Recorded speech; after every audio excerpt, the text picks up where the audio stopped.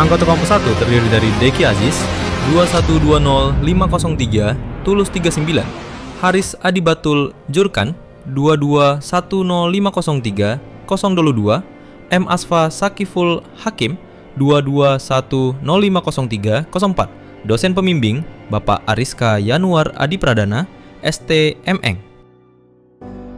Sungai tidak hanya menjadi lanskap alam yang indah, tetapi juga penopang utama kehidupan. Airnya dimanfaatkan untuk kebutuhan rumah tangga, pertanian, hingga energi listrik. Di tengah meningkatnya kebutuhan pangan nasional, infrastruktur irigasi menjadi semakin vital. Latar belakang dari proyek ini adalah pentingnya peran Sungai Elo yang mengalir lereng Gunung Merbabu, khususnya melalui Bendung Pleret di Kabupaten Magelang. Bendung ini menyuplai air ke saluran Progomanggis dan mengairi lebih dari 1.300 hektar lahan pertanian di wilayah Payaman dan Sidotopo.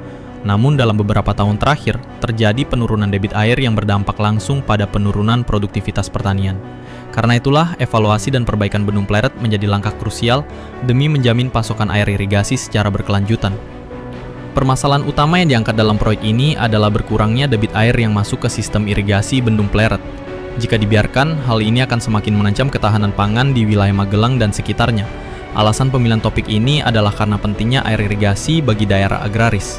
Penurunan debit air mengindikasikan adanya permasalahan serius yang membutuhkan solusi teknis dan strategis.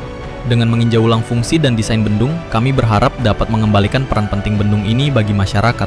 Proyek ini dilaksanakan dengan tujuan dan manfaat perencanaan yang jelas, yaitu 1. Meningkatkan produktivitas pertanian dengan sistem irigasi yang baik. 2. Mendukung kebijakan pengelolaan sumber daya air terpadu. 3. Memberikan jaminan air sepanjang tahun, terutama saat musim kemarau. 4. Meningkatkan efisiensi pemanfaatan air pertanian. 5. Mendorong kesejahteraan masyarakat melalui pertanian berkelanjutan. Dalam prosesnya, metodologi desain dilakukan secara sistematis dan berbasis data, dimulai dari survei dan pengukuran topografi, dilanjutkan dengan penyelidikan tanah untuk mengetahui karakteristik geoteknik. Setelah itu, dilakukan analisis hidrologi dan hidrolika untuk memahami curah hujan, debit banjir rencana, dan aliran air. Hasil analisis ini menjadi dasar dalam perencanaan struktur bendung. Seluruh proses tersebut dituangkan ke dalam tahapan pengerjaan proyek berikut. 1. Observasi lapangan untuk mengetahui kondisi existing. 2. Pengukuran topografi dan penyusunan peta kontur. 3. Penyelidikan tanah untuk analisis daya dukung. 4. Analisis hidrologi dan hidrolika. 5. Pemodelan struktur dan aliran. 6. Analisis stabilitas struktur bendung. 7. Penyusunan rencana anggaran biaya dam kurva S.